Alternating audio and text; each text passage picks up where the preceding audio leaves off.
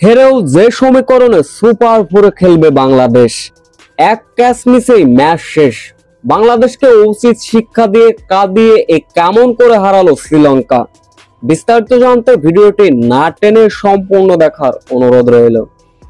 চোখে স্বপ্ন, বুকে এক বুক আশা, সুপার ফোরে খেলবে বাংলাদেশ। এমন সমীকরণে লঙ্কানদের মুখোমুখি টাইগাররা। টাইগার বললে হয়তো ভুল হবে, টাইগারদের মতো এদিন ব্যাটিং করতে পারেনি বাংলাদেশের টপ অর্ডাররা। 53 রানে 5 উইকেট হারানো দলটা টেনে তুলেছিলেন শামীম হোসেন পাটোয়ারি এবং জাকির আলী। এই দুই ব্যাটারের কল্যাণে লঙ্কানদের 140 রানের লক্ষ্যমাত্রা ছুড়ে দেয় বাংলাদেশ। এই লক্ষ্য তাড়া করতে নেমে অবশ্য উইকেটের দেখা পেয়েছিলেন মোস্তাফিজুর রহমান। এরপর অবশ্য দলের হয়ে ব্রেক থ্রু আনার চেষ্টা করেছিলেন শরীফুল ইসলাম।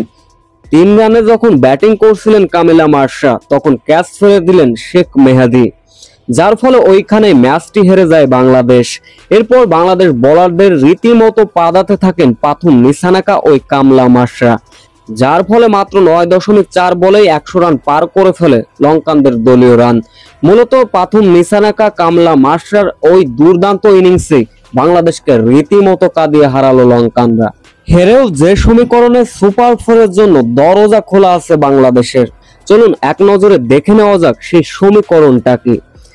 এশিয়া কাপের মঞ্চে এখন পর্যন্ত 2টা ম্যাচ খেলেছে বাংলাদেশ, যেখানে 2 ম্যাচে 1 জয় 1 হার।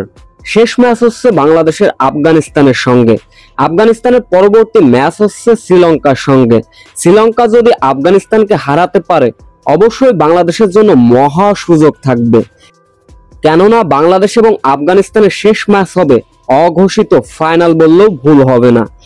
কারণ বাংলাদেশ আফগানিস্তান মধ্যকার ম্যাচে যেই জিতবে সেই সুপার ফোরের টিকিট নিশ্চিত করবে। তবে প্রশ্ন আছে, যদি শ্রীলঙ্কা আফগানিস্তান ম্যাচে আফগানিস্তান জয়লাভ করে, তবে সেক্ষেত্রে কপাল পড়বে বাংলাদেশের। কেননা শ্রীলঙ্কার আর একটা ম্যাচ থাকবে, সেটা হলো হংকং এর সঙ্গে। নিঃসন্দেহে সেই ম্যাচ শ্রীলঙ্কাই জিতবে, সেই সঙ্গে কপাল পুড়িয়ে দেশে ফিরতে হবে বাংলাদেশের।